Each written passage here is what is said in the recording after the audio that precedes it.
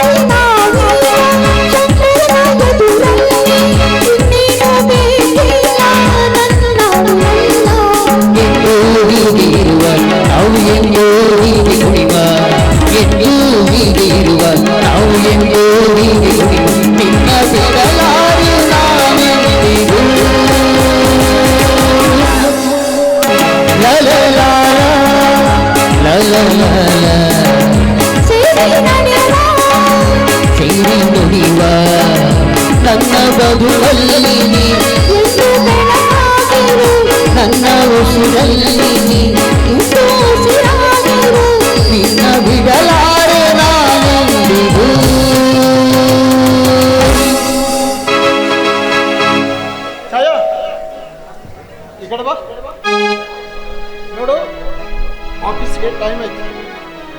ನಾನು ಬರುವಾಗ ಏನ್ ತಗೊಂಡ್ ಬರ್ಲಿ ಅದಷ್ಟೇ. ನೀವು ಬರುವಾಗ ಮಲ್ಲಿಗೆ ಹೂವು, ಸೇಬು ಹಣ್ಣು, ಮತ್ತೆ ಬರುವಾಗ ದ್ರಾಕ್ಷಿಯನ್ನು ತಗೊಂಡು ಬನ್ನಿ. ಛಾಯಾ, ಇಲ್ವಾ? ಹುಣಸೆ ಹಣ್ಣು ಬೇಡವೇನು? ಅಯ್ಯೋ, ನುಗ್ರೇನ್ರಿ.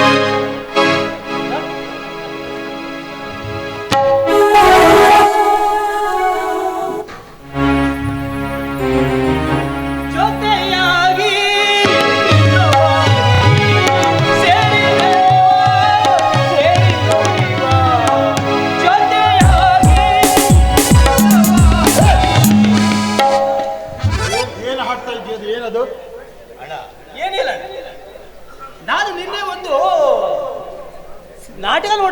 ಹೋಗಿದೆ. ಯಾವ ನಾಟಕ ಅಂತ ಗೊತ್ತಾ? ಯಾವ ನಾಟಕ ಅದು? ನವ ದಂಪತಿಗಳು ಅಂತ ಕೌಟುಂಬಿಕ ನಾಟಕ. ಯಾರು ಮುಂದೆ ನಾಟಕಕ್ಕೆ? ಆ ನಾಟಕದಲ್ಲಿ ದಿಲೀಪ್ ಕುಮಾರ್ ಎನ್ನುವವರೇ ಹೀರೋ ಆಗಿದ್ರು. ಏನ? ದಿಲೀಪ್ ಕುಮಾರ್ ಎನ್ನುವವರೇ ಹೀರೋ ಆಗಿದ್ರು. ಸುಮ್ಮನೆ ಮಾತಾಡ್ಬೇಡ. ಹೌದಣ್ಣ, ಏನಾದ್ರು ಮಾತಾಡ್ದು ಇನ್ನು ಹೊಡಿಬೇಡ, ನಿಜವಾಗಿ ಅಣ್ಣ. ಸರಿಯಾಗಿ ಹೇಳ್ಬೇಕು ನೀನ್ ಏನಂತೇಳಿ. ಆ ನಾಟಕದಲ್ಲಿ ಅವರ ಹೀರೋಯಿನ್ ಈ ಹಾಡನ್ನ ಎಷ್ಟು ಸೊಗಸಾಗಿ ಹಾಡಿದ್ರು. ಏನ್ ಅಭಿನಯ! ಹಿತವಾಗಿ ಜೊತೆಯಾಗಿ. ಉಡಾಳ, ಏನೋ ಪುಕ್ಸಟೆ ಅಂತ ಬಿಟ್ಕೊಂಡ್ರೆ ಏನೇನೆಲ್ಲ ಮಾತಾಡ್ತೀಯಲ್ಲ. ಈಗ ನೀನು ಎಲ್ಲಿಗೆ ಹೊರಟಿದ್ದೆ ಅಂತ ಮೊದಲೇ ಹೇಳ ನಮ್ಗೆ. ಅಣ್ಣ, ವರ್ಕ್ಶಾಪ್ನಿಂದ ಇದೀಗ ಬಂದ. ವರ್ಕ್ಶಾಪ್ನಿಂದ? ತಮ್ಮ ರಘು, ಅಣ್ಣ ನಿನಗೆ ಮೊದಲೇ ಹೇಳ್ಬೇಕಂತಿದ್ದೆ. ಏನಣ್ಣ? ಇವತ್ತಿಂದ ನೀನು ಈ ವರ್ಕ್ಶಾಪಿನ ಕೆಲಸಕ್ಕೆ ರಾಜೀನಾಮೆ ಕೊಡು. ಯಾಕಣ್ಣ? ಯಾಕೆಂತಂದ್ರೆ ನಿನ್ನನ್ನು ಶಿಕ್ಷಣಕ್ಕೆ ಸೇರಿಸಿದ್ದು ಅಥವಾ ವಿದ್ಯಾಭ್ಯಾಸ ಮುಂದುವರಿಸಿಕೊಂಡು ಹೋಗು ಅಂತ ಹೇಳಿದ್ದು ಈ ವರ್ಕ್ಶಾಪ್ ಕೆಲಸ ಬಿಡ್ಲಿ ಅಂತ. ಯಾಕೆಂದ್ರೆ ನಾನು ಒಬ್ಬ ನೌಕರನಾಗಿ, ಆಫೀಸರ್ನಾಗಿ ತಿಂಗಳಿಗೆ 50,000 ರೂಪಾಯಿ ಸಂಬಳ ತಗೊಳ್ತಾ ಇದ್ದೀನಿ ತಿಂಗಳಿಗೆ. ಅರ್ಥ ಮಾಡ್ಕೊ. ನನ್ನಂತ ನೌಕರಿ ದುಡ್ಕೊಳ್ಳುವಂತಹ ವ್ಯಕ್ತಿ ತಮ್ಮ ಯಾವುದೋ ವರ್ಕ್ಶಾಪ್ ನಲ್ಲಿ ಹಮಾಲ್ನಂತೆ ಅದು ನೈಟ್ ಡ್ಯೂಟಿಯಲ್ಲಿ ಕೆಲಸ ಮಾಡ್ತಿದ್ದಾನೆ ಅಂತಾದ್ರೆ ನನಗೆ ಎಷ್ಟು ಇನ್ಸಲ್ಟ್ ಆಗ್ಬೇಡ. ಒಬ್ಬ ಆಫೀಸರ್ ತಮ್ಮ ನೈಟ್ ಡ್ಯೂಟಿಯಲ್ಲಿ ಹಮಾಲ್ನಂತ ಹೀನ ಕೆಲಸವನ್ನು ಮಾಡ್ತಾ ಇದ್ದಾನೆ. ಜನ ಎಲ್ಲ ಆಡ್ಕೊಳ್ಳೋದಿಲ್ವ? ಹಾಗಾಗಿ ಆ ಕೆಲಸಕ್ಕೆ ಇವತ್ತೇ ರಾಜೀನಾಮೆ ಕೊಡಬೇಕು. This is my order. ಅಣ್ಣ, ದಯವಿಟ್ಟು ಆ ವರ್ಕ್ಶಾಪಿನ ಕೆಲಸಕ್ಕೆ ಹೀನ ಉದ್ಯೋಗ ಅಂತ ಹೇಳಬೇಡ. ಯಾಕೆ? ನನಗೆ ತುಂಬಾ ಬೇಸರವಾಗುತ್ತೆ. ಆ ವರ್ಕ್ಶಾಪಿನ ಅದರಲ್ಲಿ ಶ್ರಮ ವಹಿಸಿ ಕೆಲಸ ಮಾಡೋದಕ್ಕೆ ಅವಕಾಶ ಮಾಡಿಕೊಟ್ಟಂತ ಆ ವರ್ಕ್ಶಾಪಿನ ಕೆಲಸದಿಂದಲೇ ಇಲ್ಲಿಯವರೆಗೆ ನಮ್ಮ ಮನೆಯ ಪೋಷಣೆ ಆಯ್ತಣ್ಣ. ಅಲ್ಲದೆ ನಿನ್ನ ವಿದ್ಯಾಭ್ಯಾಸವನ್ನ ಮುಂದುವರಿಸುವುದಕ್ಕೂ ಕೂಡ ಆ ವರ್ಕ್ಶಾಪಿನ ಹಣದ ಶ್ರಮದ ಫಲದಿಂದಲೇ ಸಾಧ್ಯವಾಯ್ತಣ್ಣ. ಈಗೇನೋ ನೀನು 1,000 ರೂಪಾಯಿ ಸಂಪಾದಿಸ್ತಕ್ಕಂಥ ಕೆಲಸವನ್ನ ದೊರಕಿಸಿಕೊಂಡಿದ್ಯಾ, ತುಂಬಾ ಸಂತೋಷ ಅಣ್ಣ. ಆದ್ರೆ ಆ ಕೆಲಸ ದೊರೆಯುವುದಕ್ಕೂ ಕಾರಣವಾಗಿದ್ದು ಈ ವರ್ಕ್ಶಾಪಿನ ಕೆಲಸದ ದುಡಿಮೆಯ ಪ್ರತಿಫಲದಿಂದ ಎನ್ನುವುದನ್ನು ಮಾತ್ರ ನೀನು ಮರೆಯಬೇಡಣ್ಣ. ಅದರಿಂದ ನನಗೆ ತುಂಬಾ ಬೇಸರವಾಗುತ್ತೆ ಅಣ್ಣ. ತಮ್ಮ, ಅಣ್ಣ ನನ್ನ ಕ್ಷಮಿಸಿಬಿಡು. ಏನೋ ನಾಲ್ಗೆ ಜಾರಿ ಏನೋ ಮಾತಾಡ್ಬಿಟ್ಟೆ. ನೀನ್ ಮಾಡ್ತಿರೋ ಕೆಲಸವನ್ನ ಹೀನ ವೃತ್ತಿ ಅಂತ ಅಂದ್ಬಿಟ್ಟಿಲ್ಲ. ನೀನ್ ತಮ್ಮ ಕಿರಿಯವ, ಆದ್ರೆ ಹಿರಿಯವನಿರಬೇಕಾದ ಸದ್ವಿವೇಕ ನಿನ್ನಲ್ಲಿದೆ, ಅದು ನನ್ನಲ್ಲಿಲ್ಲ ತಮ್ಮ. ಅಷ್ಟು ದೊಡ್ಡ ಮಾತು ಬೇಡಣ್ಣ. ಆದ್ರೂ ಒಂದು ಮಾತು ಹೇಳ್ತೀನಿ. ಏನಣ್ಣ? ನಿನ್ನ ಶಿಕ್ಷಣವನ್ನ ಪೂರ್ಣಗೊಳಿಸುವುದಕ್ಕಾಗಿ ನಿನಗೆ ಎಷ್ಟು ವೆಚ್ಚ ಆದ್ರೂ ಇಲ್ಲ, ನಾನು ಕೊಡ್ತೇನೆ. ಒಮ್ಮೆ ನಿನ್ನಲ್ಲಿ ವಿನಂತಿ, ಏನಣ್ಣ? ರಿಕ್ವೆಸ್ಟ್ ಮಾಡ್ತಾ ಇದ್ದೀನಿ ತಮ್ಮ, ಖಂಡಿತ ಈ ಕೆಲಸಕ್ಕೆ ರಾಜೀನಾಮೆ ಕೊಡ್ತೇನೆ. ಆಯ್ತಣ್ಣ, ನಿನ್ನ ಆಜ್ಞೆ ಅಂತ ನಡ್ಕೊಳ್ತೇನೆ. ತಮ್ಮ, ಅತ್ತಿಗೆ ಒಳಗೇಲಿದ್ದಾರೆ, ಸಿಹಿಯಾದ ಅಡುಗೆ ಮಾಡಿದ್ದಾಳೆ. ಆಯ್ತಣ್ಣ, ಊಟ ಮಾಡ್ಕೊಂಡು ಆಮೇಲೆ ಆಯ್ತಾ? ಆಯ್ತು. ಚೆನ್ನಾಗಿ ಅಡುಗೆ ಮಾಡಿದ್ದಾಳೆ. ಅತ್ತಿಗೆ ಸವಿ ಊಟವನ್ನು ಉಂಡಿ ಈ ಕಾಲೇಜ್. ಆಯ್ತಣ್ಣ. ತಮ್ಮ ರಘು, ಏನಣ್ಣ? ಒಂದು ಮಾತು ನೆನಪಿಟ್ಕೊಳ್ಬೇಕು. ಹೇಳಣ್ಣ. ಫಸ್ಟ್ ಕ್ಲಾಸ್ನಲ್ಲಿ, ಫಸ್ಟ್ ರ್ಯಾಂಕ್ನಲ್ಲಿ ಈ ಬಾರಿ ನಿನ್ನ ಹೆಸರು ಬರಬೇಕು. ಪ್ರಯತ್ನ ಮಾಡ್ತೇನಣ್ಣ. ಎಲ್ಲ ನಿನ್ನದು ಹಾಗೂ ಹಿರಿಯರು ದೇವರ ಆಶೀರ್ವಾದ. ಅತ್ತಿಗೆ, ಅತ್ತಿಗೆ,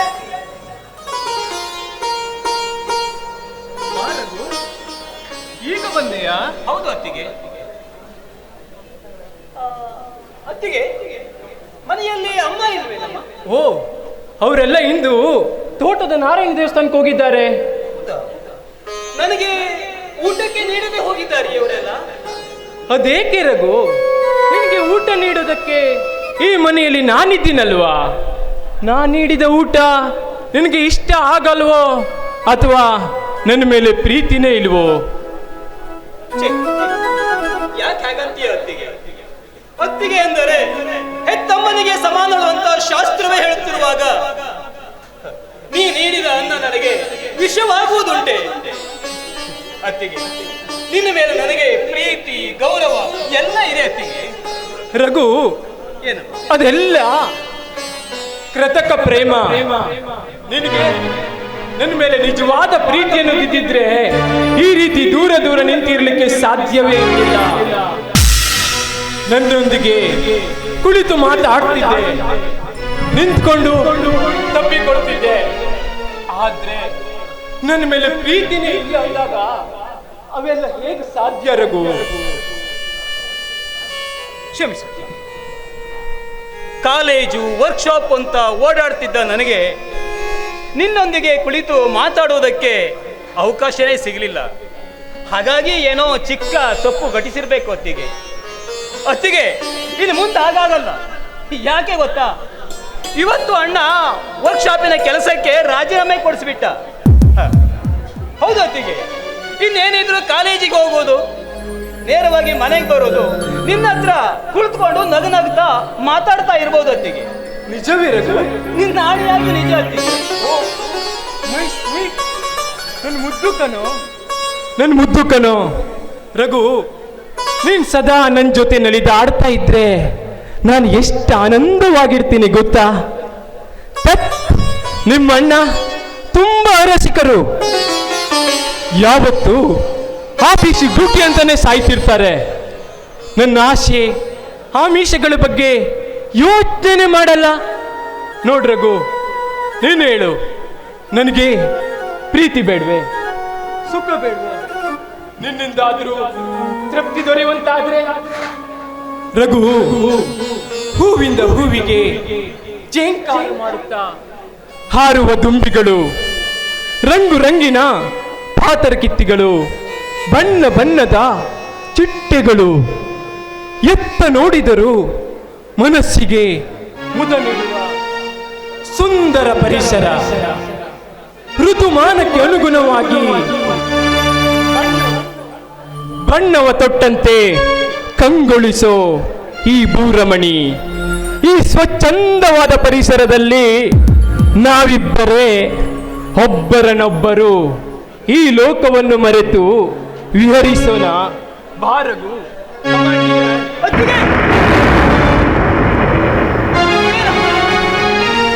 ಇದೇನ್ ಮಾಡ್ತಾ ಇದ್ದೀಯ ನೀನು? ನೀನು ನನ್ನ ಅಣ್ಣನ ಹೆಂಡತಿ. ಅತ್ತಿಗೆ ಎಂದರೆ ಹೆತ್ತಮ್ಮಳಿಗೆ ಸಮಾನಳು. ಇಂತಿರುವಾಗ ನಿನ್ನ ಮೇಲೆ ಕಾಮದೃಷ್ಟಿ ಬೀರಿ ನನಗಾವ ನರಕಕ್ಕೆ ಹೋಗುವಂತೀಯ. ಬೇಡ, ನಿನಗೆ ಕೈ ಮುಗಿದು ಬೇಡ್ಕೊಳ್ತಾ ಇದ್ದೇನೆ. ರಘು, ದೇವರಂತ ನನ್ನ ಅಣ್ಣನಿಗೆ ದ್ರೋಹ ಬಗೆಯುವಂತ ಇಂಥ ಕೆಟ್ಟ ವಿಚಾರವನ್ನ ನೀನೆಂದೂ ಮಾಡಬೇಡಮ್ಮ, ಎಂದೂ ಮಾಡಬೇಡ. ರಘು, ನಿಲ್ಲು. ಕಾಮಿನಿಯ ಪ್ರೇಮಕ್ಕೆ ಪಾಪ ಪುಣ್ಯಗಳೇ ಇಲ್ಲ. ಬಂಧು ಬಾಂಧವರೆಂಬ ಭೇದ ಭಾವನೆಗಳು ಇಲ್ಲ. ಹುಚ್ಚು ಧರ್ಮವನ್ನು ನೆಚ್ಚಿಕೊಂಡು ಒಳಿದು ಬಂದ ನನ್ನನ್ನು ತಿರಸ್ಕರಿಸೋದ್ರಲ್ಲಿ ಯಾವ ಜಾಣತನವೂ ಇಲ್ಲ.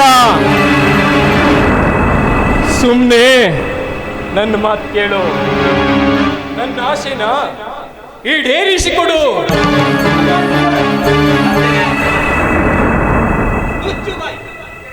ಇಂಥ ದುರ್ವಿಚಾರಕ್ಕೆ ಮನಸ್ಸು ಮಾಡಿದೆಯಾದರೆ ಅಣ್ಣನ ಹತ್ತಿರ ಹೇಳಿಸಿ ನಿನ್ನ ಕೆನ್ನೆಗೆ ಬಾರಿಸಬೇಕಾಗುತ್ತದೆ. ನಿಲ್ಲು ರಘು, ಊಟ ಮಾಡದೆ ಕಾಲೇಜಿಗೆ ಹೋಗ್ಬೇಡ. ಮೊದ್ಲೇ ಊಟಕ್ಕೆ ಬಾ, ಅಲ್ಲೇ ನಿನಗೆ ಚೆನ್ನಾಗಿ ಟ್ರೈನಿಂಗ್ ತಗೊಳ್ತೇನೆ. ನಿನ್ನ ಟ್ರೈನಿಂಗ್ಗೆ ಬೆಂಕಿ ಹಚ್ಚಿಕೊ. ನಿನ್ನ ಮನದಲ್ಲಿ ಈಗ ದುರ್ವಿಚಾರಗಳೇ ತುಂಬಿಕೊಂಡಿದೆ. ಇಂಥವಿ ಸಂದರ್ಭದಲ್ಲಿ ನಿನ್ನ ಕೈಯಿಂದ ಊಟ ಮಾಡಿದರೆ ನನಗೂ ಕೂಡ ಅಂಥದ್ದೇ ಕೂಡ ಬಂದಿತ್ತು.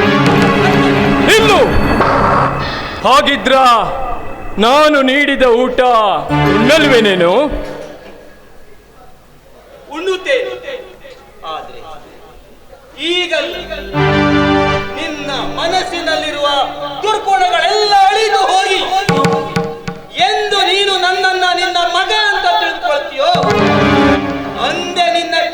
ಊಟ ಮಾಡುತ್ತೇನೆ ಅಂತ ವಿವೇಕ ನಿನ್ನಲ್ಲಿ ಆದಷ್ಟು ಬೇಗ ಬರಲಿ ಅಂತ ಆ ಪರಮಾತ್ಮನಲ್ಲಿ ಬೇಡಿಕೊಳ್ತಾ ಇವತ್ತೊಂದು ದಿನ ಉಪವಾಸ ವ್ರತವನ್ನು ಆಚರಿಸ್ತೇನೆ.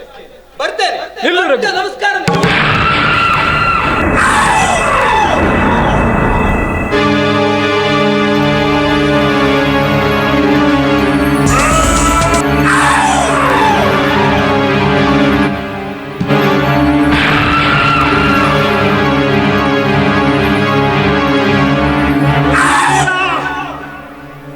ರಘುವೀರ,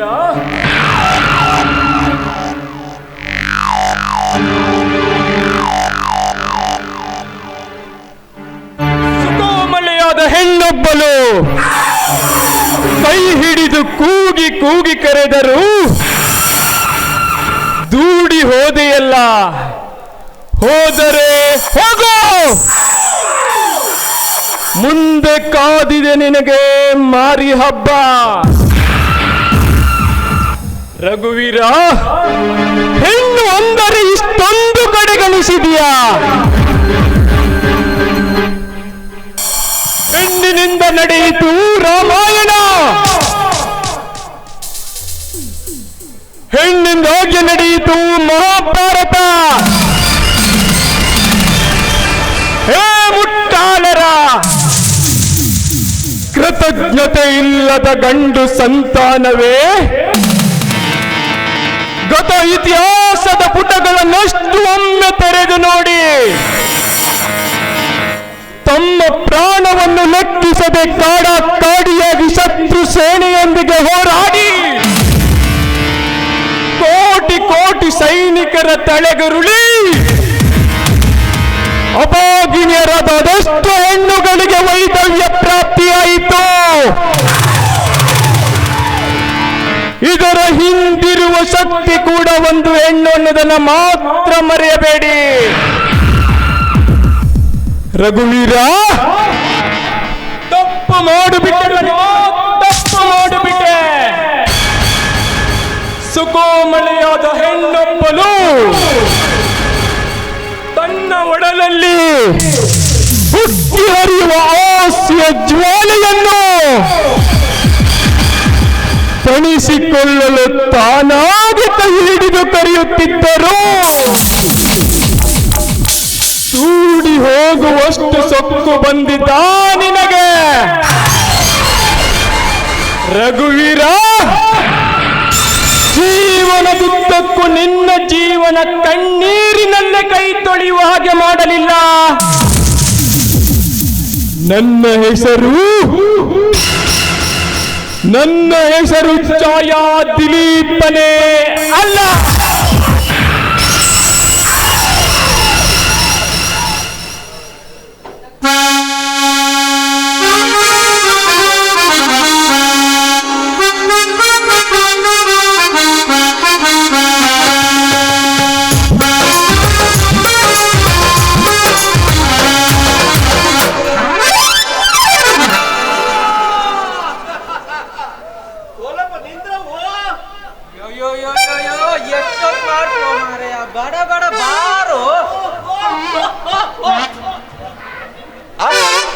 ಮಾಳವ್ವ, ನೀ ಸ್ವಲ್ಪ ನಿಂದ್ರವ್ವ, ಬರ್ತೀನಿ ನಿನ್ ಜೊತೆಗೆ ತಾಳವ್ವ.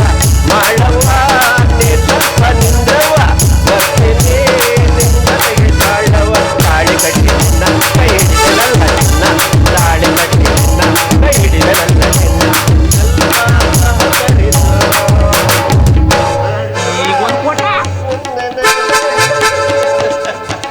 ಅಲ್ಲ ಬೇಡವ್ವ, 4 ದಿನದಿಂದ ಹದ ಹಾಕದ ಚರ್ಮಕ್ಕ 4 ಸುತ್ತಿಗೆ ಬಡ್ದು ಇನ್ನೊಂದು 2 ಹೋಳಿಗೆ ಹಾಕಿದ್ರ ಒಂದು ಜೊತೆ ಎಕ್ಕಡ ತಯಾರಾಗ್ತಿತ್ತು. ಅಷ್ಟ್ರಾಗ ನೀನು ಸುಟ್ರು ಗಾಳಿಯಾಗಿ ಹೊಟ್ಟು ಬಿಟ್ಟಿಯಲ್ಲ, ಯಾಕೆ ಅಂತೀನಿ? 5 ವರ್ಷ ಆಯ್ತು, ಏನೂ ಆಗ್ಲಿಲ್ಲ. ನೀನು ಹಣದೆ ಏನು ಪ್ರಯೋಜನ ಅಂತೀನಿ? ನಿನ್ನೆ ಅಲ್ಲ, ಸುತ್ತಿಗೆ ಹಿಡಿಯುವವನ ಹತ್ರ ಒಳ್ಳೆ ತಾಕತ್ತೈತಿ, ಸುತ್ತಿಗೆನೂ ಗಟ್ಟಿ ಐತಿ, ಚರ್ಮಕ್ಕೂ ಚೆನ್ನಾಗಿ ಹೊಡ್ತಾ ಬೀಳ್ತೈತಿ. ಅಂದ್ರೂ ಆ ಆದ್ರೂ ಚರ್ಮ ನುಣುಪಾಗಿ ಒಂದ್ ರೀತಿ ಅಂಟಂಟಾಗಿ ಪ್ರಯೋಜನಕ್ಕೆ ಬರುದಿಲ್ಲ ಅಂದ್ರೆ ಅದೇನು ಸುತ್ತಿಗಿದು ತಪ್ಪೇನ್ರಿ? ಚರ್ಮದ್ದೇ ಏನೋ ದೋಷ ಇರ್ಬೇಕು. ಇರ್ಲಿ, ಅಲ್ಲ ನೀನು ಯಾವ ಕಡೆ ಹೊಂಟಿ ಅಂತೀನಿ? ಅಯ್ಯೋ, ನಾನು ದ್ಯಾವಮ್ಮನ ಗುಡಿಗೆ ಹೋಮರೆಯ. ದ್ಯಾಮವ್ವನ ಗುಡಿಗ? ದ್ಯಾಮವ್ವ ಆಯ್ತು, ದುರ್ಗವ್ವ ಆಯ್ತು, ಚೌಡವ್ವ ಆಯ್ತು, ನೀ ಯಾವಾಗ ಅವ್ವ ಅನ್ಸ್ಕೊಳ್ಳೋದು? ಅಯ್ಯೋ, ಅದು ನನ್ನ ಕೈಯಾಗದೇನು? ಆ ದೇವ್ರು ಕೊಡ್ಬೇಕು, ನನಗೆ ಹುಟ್ಟಬೇಕು. ಚಿಗವ ದೇವ್ರ ಕಲ್ಲಾಗ್ಲಿ. ಊರ್ನವ್ರು ಇದ್ದವ್ರು ಎಲ್ರಿಗೂ ಯಪ್ಪ ಯಪ್ಪ ಯಪ್ಪ ಅಂತ ಕರೋದ್ರಲ್ಲೇ ನನ್ನ ಜನ್ಮ ಮುಗ್ದೋಗ್ತಾ ಐತಿ. ನಾ ಯಾವಾಗ ಅಪ್ಪ ಅನ್ಸ್ಕೊಳ್ಳೋದು ಅಂತೀನಿ. ಅಲ್ಲ, ಆ ಮಕ್ಕಳ ಸಲ ಪ್ರಯತ್ನ ಮಾಡೋದಂದ್ರ ಒಂದು ಉಳಿಸಿಲ್ಲ ನೋಡು. ಏನು ನಾ ಏನು ಪ್ರಯತ್ನ ಮಾಡ್ಲೇ ಇಲ್ಲೇನ? ಏನು ಪ್ರಯತ್ನ ಮಾಡಿದ್ದೆ? ಮೇಲ್ ಹತ್ತದ್ದು ಕೆಳಗಿಳ್ದದ್ದು, ಮೇಲ್ ಹತ್ತದ್ದು ಕೆಳಗಿಳ್ದದ್ದು. ಏನ ದ್ಯಾಮವ್ವನ ಗುಡಿ ಮೆಟ್ಲನ್ನ ನೆಟ್ಗೆ ಹೇಳು. ಮತ್ತೆ ಮತ್ತೇನಿಲ್ಲ. ನೀನು ಮಾತಾಡ್ತಾ ನಿಂತ್ಯೋ? ಅಲ್ಲ, ನೀನು ದ್ಯಾಮವ್ವನ ಗುಡಿ ಮೆಟ್ಲನ್ನ ಹತ್ತಿ ಹತ್ತಿ ಹತ್ತಿ ನನಗೇನು ಪ್ರಯೋಜನ ಆಗ್ಲಿಲ್ಲ ಅಂತ ನೀನು? ಅಲ್ಲ, ನೋಡ್ರೆ ಗೊತ್ತಾಗ್ತದೆ. ನನಗೆ ಬರೋ ಹೊಟ್ಟೆ ನಿನಗ ಬಂದೈತೆ. ನಮ್ಮ ಬುಡಕ್ಕೆ ಬರ್ತಾಳಲ್ಲಪ್ಪ. ನೋಡು, ಊರಿನಲ್ಲಿ ಒಂದು 7-8 ಜನರಿಗೆ ದೇವ್ರ ಆಯ್ಕೆ ಮಾಡ್ಕೊಂಡು ಪುಗ್ಸಟ್ಟೆಯಾಗಿ ಏನು ಕೊಡದೇಗಿದ್ರು, ಉಣ್ಲಿ ತಿನ್ಲಿ, ದುಡ್ಡು ಇರ್ಲಿ ಇಲ್ದೇ ಇರ್ಲಿ, ದೇವ್ರ ಪುಗ್ಸಟ್ಟೆಯಾಗಿ ಹೊಟ್ಟೆ ಕೊಟ್ಟು ಬಿಡ್ತಾರೆ. ಅವನು ಕೊಟ್ಟು ಹೊಟ್ಟೆಗೆ ಸ್ವಲ್ಪ ಎಣ್ಣೆ ಹಾಕಿ, ಅಂದ್ರ ಕೊಬ್ಬರಿ ಎಣ್ಣೆ ಹಾಕಿ ಮಸಾಜ್ ಮಾಡಿ ಇಟ್ಕೊಂಡ್ರ ಕೊಟ್ಟವನಿಗೂ ಸಂತೋಷ, ಇಟ್ಕೊಂಡವ್ರಿಗೂ ತೃಪ್ತಿ. ಅದಿರ್ಲಿ, ನೀನು ಏನ್ ಪ್ರಯತ್ನ ಮಾಡಿದ್ದಿ ಅಂತೀನಿ? ಏನು ಮಾಡಿಲ್ಲ ಅಂತ ಹೇಳು. ಹನುಮ ದೇವರಿಗೆ ಹಣ್ಣು ಕೊಟ್ಟೆ, ಬರಮ ದೇವರಿಗೆ ಎಣ್ಣೆ ಹೋಯ್ದೆ, ಹೊಂಡದಾಗ ಅಂತರ್ಗಂಗೆ ಬಿಟ್ಟು ಬಂದೆ. ಅದು ಬಿಡು, ಬೀದಿ ಮೇಲಾಡೋ ಮಕ್ಕಳು ಬೆನ್ಮೇನೆ ಬರ ಹಾಕ್ದೆ, ಹಾಲ್ ತಿಂದೆ, ಯಾರೇನ್ ಹೇಳ್ತಾರೋ ಎಲ್ಲ ಮಾಡಿ ಮುಚ್ಕೊಳ್ಳಿ ಬಾಯಿನ. ಯಾಕೆ? ಬೀದಿಲಿ ಹೋಗುವ ಮಕ್ಕಳಿಗೆ ಬರೆ ಹಾಕದೆ ಅಂದ್ರ ಕೂತವ್ರು ಎದ್ದು ಬಂದು ಒದ್ಯಾರ ನಮಗ. ಇಂಥ ಮಾತೆಲ್ಲ ಹೊರಟ ಮಾತು ಯಾರು ಹೇಳ್ಕೊಟ್ರು ಅಂತೀನಿ ನಿಮ್ಗೆ? ಯಾರು ಯಾಕೆ ಹೇಳ್ಬೇಕು? ಮೊನ್ನೆ ನಾನು ಊರಿಗೆ ಹೋದಾಗ ನನ್ನ ಅವನೇ ಹೇಳ. ಗೊತ್ತಾಯ್ತು ಹಡಬಟ್ಟಿ ಮಾತೆಲ್ಲ ನಿಮ್ಮ ಅವನಿಂದನೇ ಬರೋದು. ನೋಡ, ಆಡುವ ಮಕ್ಕಳ ಮೇಲೆ ಬರಿ ಹಾಕಿದ್ರ ಹುಟ್ಟಿದ ಮಕ್ಕಳು ಸತ್ತೋಗ್ತಾವ. ಅಲ್ಲ, ಅದು ನಿಮ್ಮ ಅವ್ವನೇ ಅಥವಾ ಜವ್ವನ ಅಂತೇಳಿ.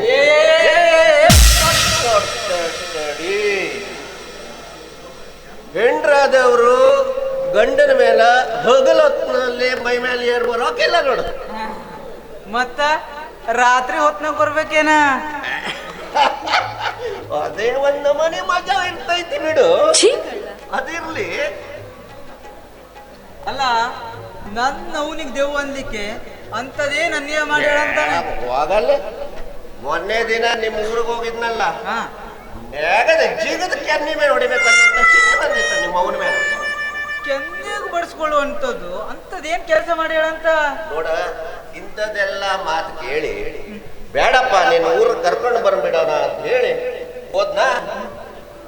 ರೆಡಿ ಆದ್ನ, ನೀನು ತಯಾರಾಗಿ ಚೀಲ ಅಲ್ಲಿಟ್ಟಿ ಪಕ್ಕದ ಮನೆ ಗೆಳತಿ ಮತ್ತೆ ಅಂದು ಹೋದ್ಯ. ನಾನು ನಿಮ್ಮ ಅವನ ಹತ್ರ ಆಶೀರ್ವಾದ ತಗೊಂಡು ಮನೆಗೆ ಹೋಗೋಣ ಅಂತೇಳಿ ದಾರವ್ವ ಕಾಲು ಎತ್ತು ಮಾಡ್ತೀನಿ ನಮಸ್ಕಾರ ಅಂತ ಹೇಳಿದ್ರ ಪಸಕ್ಕನ್ ಕಾಲು ಸೊಕ್ಕೊಂಡು, ಅಯ್ಯಯ್ಯೋ ಮರಿಯ ನನ್ ಸೊಂಟ ಮುರಿಯಾಕತ್ತಾನ್ರಿ, ಬರ್ರಿ ವಾ ಜನರೆಲ್ಲ ಒಟ್ಟುಬಿಡ್ಸ್ಬಿಡೋದ. ಅಲ್ಲ, ನೀ ನನ್ನ ಹೆಂಡತಿ, ಅವಳು ನನ್ನ ಅತ್ತೆ ಅನ್ನೋದು ಜನರಿಗೆ ಗೊತ್ತಿತ್ತು. ನಾನು ಬದುಕಿದೆ, ಇಲ್ಲಾಂದ್ರೆ ಸೊಂಟ ಮುಡಿಸ್ಬಿಡ್ತಿದ್ಲ ಅವಳು. ಅಲ್ಲ, ನಿನ್ನೆ ಸೊಂಟ ಮುರುವಷ್ಟು ಅಂತದೇನ್ ಮಾಡ್ಯಾಳ? ಅಷ್ಟು ಬುದ್ಧಿ ಇಲ್ಲ ಅಂತ ಮಾಡಿದ್ಯಾ ನನ್ನ ಅವನಿಗೆ? ಬುದ್ಧಿ ಇದ್ರ ಏನೋ ಹಾವು ಚೇಳು ತಿನ್ನು ಅಂತ ಹೇಳ್ತಿದ್ಲೆ ನೋಡ. ಮತ್ತೆ ಯಾಕೆ ಹೇಳ್ತಿದ್ಲ? ಮಕ್ಳು ಊಟಕ್ಕ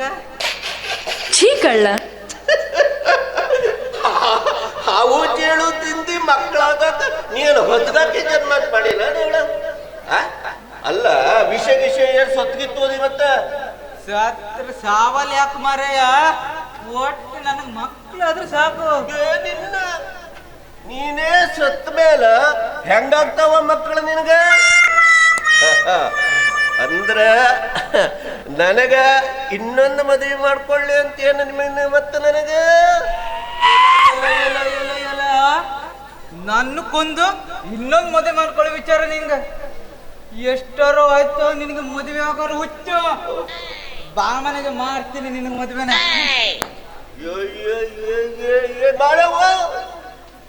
ಅಲ್ಲ ಗುಡಿಯಾಗ ಹೋಗೋಣ ಅಂತ ಬಂದೆ ಆದ್ರೆ ಬುಸ್ಗುಡ್ತಾ ಹೋದ್ಲಲ್ಲ ಸಿಟ್ಟು ಮಾಡ್ಕೊಂಡು ಹೋಗ ಹಿಂಡತಿಯಿಂದ ಗಂಡು ಹೋಗ್ಬಾರ್ದ್ರಿ ಬುಸ್ಗುಡ್ತಾ ಹೋಗ್ತಾಳೆ ಅದಕ್ಕಾಗಿ ನಾನು ಮನೇಲೆ ಇದು ರೆಡಿಯಾಗಿರ್ತೀನಿ ಮನೆಯಾಗ ಬಂದ ಮಾಲ ಸರಿ ಮಾಡ್ಕೊಡ್ತೀನಿ ಏಯ್ ಬಾರೆ ಮಾಡಿ ಮನೆಗೆ ಬಾರೆ ಮಾಡಿ ಮನೆಗೆ ಶಾವ್ಗೆ ಬರ್ತೀನಿ ನನಗೆ ಬಾರೆ ಮಾಡಿ ಮನೆಗೆ ಶಾವ್ಗೆ ಬರ್ತೀನಿ ನನಗೆ ಎಣ್ಣೆ ಹಾಲು ಕೆನೆ ಮೊಸರು ಹಾಲೈತೆ ಮೊಸರೈತೆ ಹಾಲೈತೆ ಮೊಸರೈತೆ ಬಾರೆ ಮಾಡಿ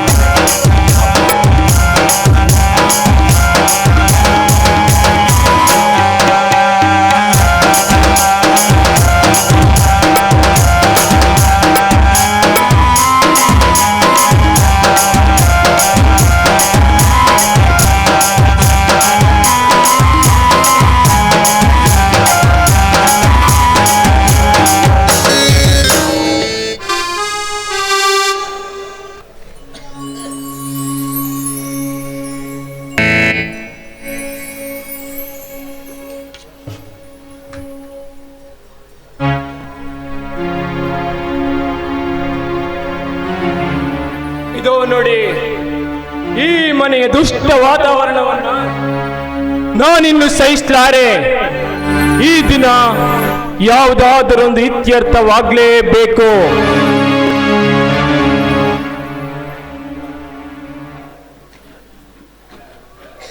ಛಾಯಾ ಛಾಯಾ ಯಾಕೆ ಸುಳ್ಳು ಈ ಮನೆ ವಾತಾವರಣವನ್ನ ಯಾಕೆ ಕಳಿಸ್ತಾ ಇದ್ಯಾ? ಏನಾಗಿದೆ ನಿನಗೆ? ಯಾವುದು ಕೊರತೆ ಆಗಿಲ್ಲ ರೀ. ಅತ್ತೆ ಮಾವಂದಿರ ಕಾಟ, ಮೈದುನ ನಾದಿನಿಯರ ಕಾಟ, ಎಲ್ಲವನ್ನು ದಯ ಪಾಲಿಸಿಟ್ಟಿದ್ದೀರಿ ಪುಣ್ಯಾತ್ಮರು. ನಿಮ್ಮ ತಮ್ಮನ ದೃಷ್ಟಿಯಲ್ಲಂತೂ ನಾನೊಂದು ಕ್ಷುದ್ರ ಜೀವಿಯಾಗಿದ್ದೇನೆ ಗೊತ್ತಾ ನಿಮ್ಗೆ?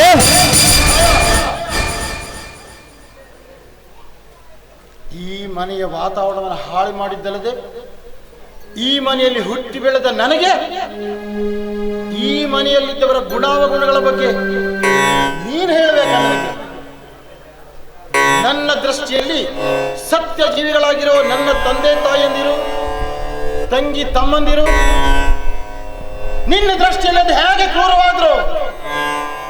ಹಾನಂತೂ ಕಾಣ. ಸರಿ ಆಯ್ತು ಬಿಡಿ. ಹಾಗಾದ್ರೆ ನಿಮ್ ದೃಷ್ಟಿಯಲ್ಲಿ ಅವರೆಲ್ಲ ಒಳ್ಳೆಯವರಾದ್ರೆ ನಾನೊಬ್ಳು ಕೆಟ್ಟವಳು ಅನ್ನಂತಾಯ್ತಲ್ಲ. ನೀವು ಹೀಗೆ ಮಾತಾಡ್ತೀರಿ ಅಂತ ಮೊದಲೇ ನನಗೆ ಚೆನ್ನಾಗಿ ಗೊತ್ತಿತ್ತು.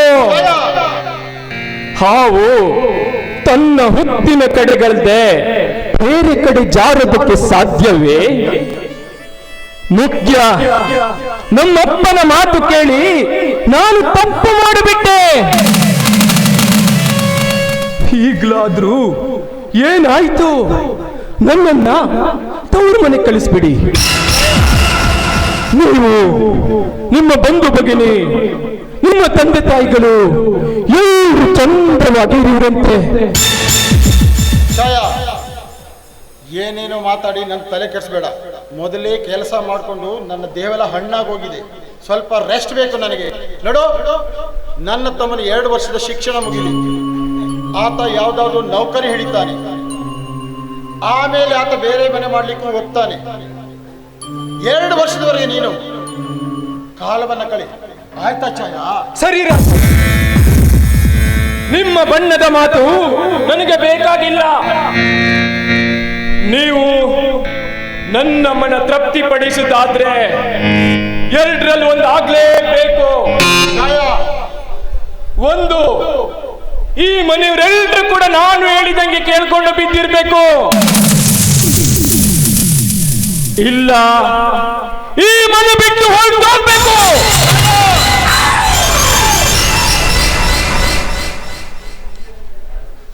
ಅಶಾಂತತೆಯ ವಾತಾವರಣವನ್ನ ನೀನು ನಿರ್ಮಿಸ್ತಾ ಇದ್ಯಾ ಛಾಯ. ಕೊನೆ ಬಾರಿ ಎಚ್ಚರಿಕೆ ನೀಡ್ತಾ ಇದ್ದೇನೆ, ಸುಮ್ಮನಿದ್ರೆ ಸರಿ, ಶಾಂತಿಯಿಂದ ಎಲ್ಲರನ್ನು ಹೊಂದಿಕೊಂಡ್ರೆ ಸರಿ. ಇದು ನನ್ನ ಆಜ್ಞೆ, ಇದು ನಿನಗೆ ಕರ್ತವ್ಯ, ಧರ್ಮ.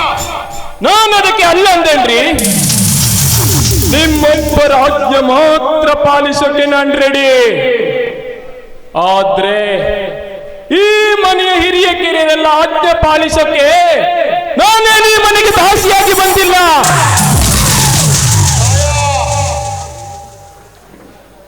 ನಮ್ಮಪ್ಪ ಶ್ರೀಮಂತ, ಬೇಕಾದಷ್ಟು ವರದಕ್ಷಿಣೆ ಬಿಸಾಕಿದರೆ ನನ್ನನ್ನು ಮಹಾರಾಣಿಯಾಗಿ ಇರಿಸಿಕೊಳ್ಳಲು ಸಾಕಷ್ಟು ಮನೆತನಗಳು ಬರಬಹುದಿತ್ತು.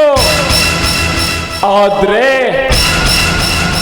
ಗುಣವಂತರು ಅಂತ ಮರಳಾಗಿ ನಿಮ್ಮಂತ ಭಿಕಾರಿಗಳ ಮನೆಗೆ ಕೊಟ್ಟು ತಪ್ಪು ಮಾಡಿದಾನೆ.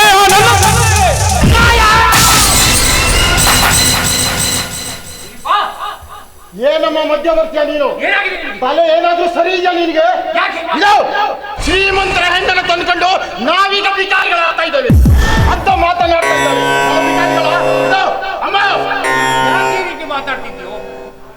ಒಂದು ಕೊನೆ ಕ್ಷಣದಲ್ಲಿ ಹೇಳ್ತೀನಿ, ಎಲ್ಲ ಪುಣ್ಯಾತ್ಮರಾಗಿ ನೀವಿದ್ದೀರಿ, ಆದ್ರೆ ನನ್ನ ಬದುಕಿನ ಪಾಲಿಗೆ ನೀವು ರಾಕ್ಷಸರಾಗಿದ್ದೀರಿ. ಯಾರಿಗೆ ಏನು ಮಾತಾಡ್ತಿದ್ದೀರ? ಕಲ್ಪನೆ ಇದೆ ನಿನಗೆ? ಒಳ್ಳೆ ಕುಡಿದು ಬಂದವಾಗ ಮಾತಾಡ್ತಿದ್ದೀರಾ? ನಿಮಗೆ ನನ್ನ ಮೈ ಮೇಲೆ ಜ್ಞಾನ ಇದೆಯಲ್ಲ ಕತ್ತೆ?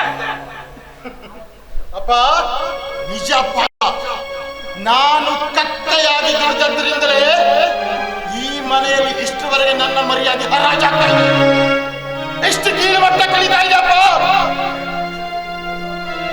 ನಿಮ್ಮ ಎರಡನೇ ಮಗ ನನ್ನ ತಮ್ಮ ರಘುವೀರ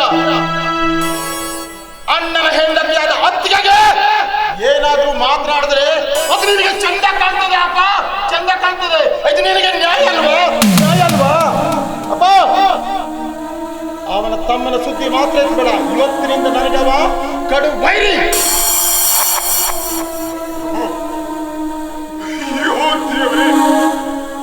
ಪ್ರಶಾಂತತೆಯ ಕ್ಷೀರ ಸಾಗರದಲ್ಲಿ ಕೊನೆಗೂ ಹುಟ್ಟಿಕೊಂಡು ಬಿಟ್ಟಿದ್ದೆ ಬಿರುಗಾಳಿ.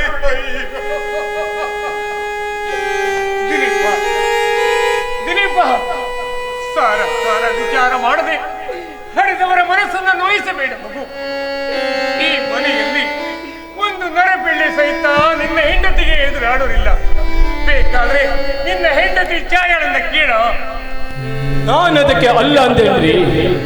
ನಿಮ್ಮನ್ನ ಕೇಳಲಿ, ನನ್ನನ್ನ ಕೇಳಿ ತಿಳ್ಕೊಳ್ಳೋದಕ್ಕೆ ನಾನು ಯಾರು?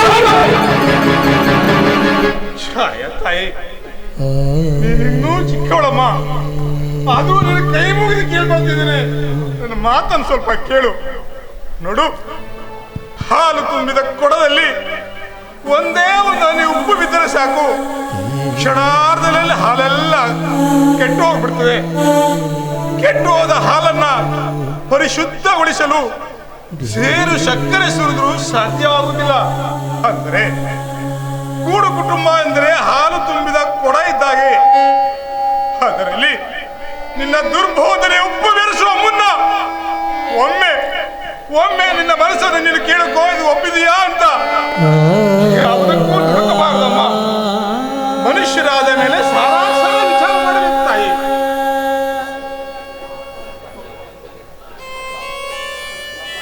ಅಪ್ಪ, ನೀವೀಗ ಸಾರಾಸಾರ ವಿಚಾರ ಮಾಡುವಂತ ಪ್ರಮೇಯ ಈಗ ಉಳಿದಿಲ್ಲ ನೋಡಿ. ಚಿಕ್ಕ ಮಗ ತಪ್ಪು ಮಾಡಿದ್ರು ತಪ್ಪೇ, ಆತನಿಗೆ ನ್ಯಾಯವಾಗಿ ಕೊಡಬೇಕಾದದ್ದು ನಿಮ್ಮ ಧರ್ಮ. ಅಷ್ಟು ಬಿಟ್ಟು ಮಾತಾಡ್ತಾ ಮುಂದುವರಿತಾ ಇದ್ದಲ್ಲ, ಬಾಯಿ ಮುಚ್ಕೊಂಡು ಈ ಮನೆಯಲ್ಲಿ ಸುಮ್ಮನೆ ಇರಬೇಕು ಅಷ್ಟೇ. ದಿಲೀಪ, ಯಾಕೋ ನಿನ್ ತಮ್ಮನ ಬಗ್ಗೆ ಹಾಗೆಲ್ಲ ಮಾತಾಡ್ತಿದ್ಯೋ? ಯಾಕೋ ಇನ್ನೂ ಹೆಚ್ಚು ಮಾತಾಡ್ಲಿಕ್ಕೆ ಅವಕಾಶ ಇಲ್ಲ. ಗಾಡಿಯಲ್ಲಿ ಕಲ್ಲು ಚೆಲ್ಲಿ ಮುಖಕ್ಕೆ ಸೇರಿಕೊಂಡು ಒಳ್ಳೇದಲ್ಲ.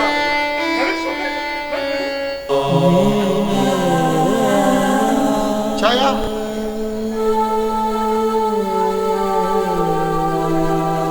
ನನಗೀಗ ಸ್ವಲ್ಪ ರೆಸ್ಟ್ ಬೇಕು ನೋಡು. ನಿನಗೆ ಈಗಲಾದ್ರೂ ಸಮಾಧಾನ ಆಯ್ತಲ್ಲ ನಿನಗೀಗ? ಹಾ, ಆಯ್ತಾ ಇಲ್ವಾ? ಈಗಲಾದ್ರೂ ನಿನಗೆ ಮನೆಯವರಿಂದ ಸಮಾಧಾನ ಆಯ್ತಲ್ಲ? ಸಮಾಧಾನ ಆಯ್ತು.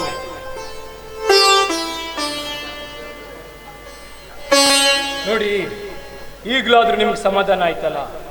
ನನಗೆ ಸಮಾಧಾನ ಆಗಿದೆ, ನಿನಗಾಯ್ತಾ? ಇನ್ನು ಮುಂದೆ ಏನ್ ಮಾಡ್ಬೇಕು ಹೇಳು? ನಿಮ್ಮ ತಂಗಿ ಒಬ್ಳಿದ್ದಲ್ಲ, ಅವಳನ್ನು ಶಶಿಕಲಾ ಪ್ರಯತ್ನ ಮಾಡಿ. ಶಶಿಕಲಾ ಹೊರನೂಕು ಪ್ರಯತ್ನ ಮಾಡಿ. ಛಾಯಾ, ಅವಳನ್ನು ಯಾರಿಗಿಂತ ಮದುವೆ ಮಾಡಿಕೊಡೋದೆ? ಅದಕ್ಕೆ ಯಾಕ್ರಿ ಅಷ್ಟೊಂದು ಯೋಚನೆ ಮಾಡ್ತೀರಾ? ಹೇಗೂ ನಿಮ್ ಮಿತ್ರ ರಂಜನ್ ಇದ್ದೇ ಇದ್ದಾನಲ್ಲ. ಛಾಯಾ,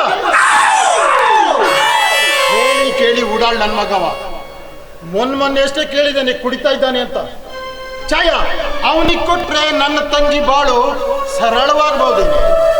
ಅಯ್ಯೋ ಹೂ ಅನ್ರಿ, ತಮಗೆ ತಮ್ಮ ಜೀವನದೇ ಅರಿವೇ ಇಲ್ದೇಗಿದ್ದಾಗ ತಂಗಿ ತಮ್ಮಂತ ಯೋಚನೆ ಮಾಡ್ತಾ ಕೂತಿದ್ದೀರಿ. ದೊಡ್ಡ ಮನುಷ್ಯರು ನೋಡಿ, ಗಳಿಸಿದ ದುಡ್ಡೆಲ್ಲ ತಂಗಿ ತಮ್ಮ ಅಂತ ಖರ್ಚು ಮಾಡ್ತಾ ಹೋದ್ರೆ ಮುಂದೆ ಹುಟ್ಟಿ ಬರೋ ನಮ್ಮ ಮಕ್ಕಳ ಗತಿಯೇನ್ರಿ? ಛಾಯಾ, ನೀನು ಒಳಗೋಗು. ನೀವೆಲ್ಲ ಮಾತಾಡಿ ನಮಗೆ ಗೊಂದಲದ ಗೂಡಾಗಿದೆ. ನೀನು ನಮ್ಮಂತೂ ಯಾವ ಸಂದರ್ಭದಲ್ಲಿ ಎಲ್ಲಿ ಪ್ರವೇಶ ಮಾಡಬೇಕು ಅಂತಾನೆ ಇಲ್ಲ. ಹಳೆ ಜನನೇ ಹಾಗೆ, ಎಲ್ಲಾದ್ರೂ ಎಡವಟ್ಟು ಸಂದರ್ಭದಲ್ಲಿ ಬಂದ ಸಂದರ್ಭನೇ ಹಾಳು ಮಾಡ್ತಾರೆ.